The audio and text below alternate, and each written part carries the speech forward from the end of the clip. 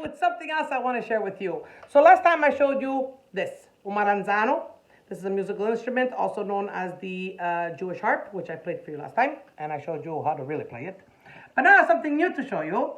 It's this thing. Now you're going to say, wow, what an odd-looking instrument. Yes, this is a wind instrument, and it's called ocarina.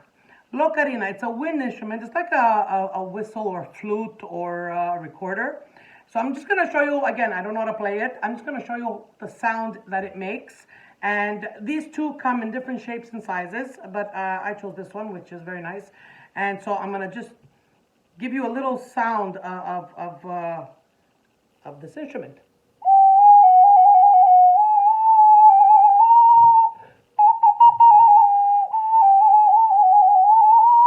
So you hear the echo of the instrument being played.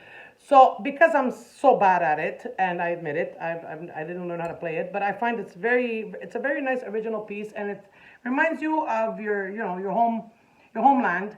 But check out the next video, and you'll see someone who really knows how to play it. Allora, come sempre, ci vediamo presto. Salutamu.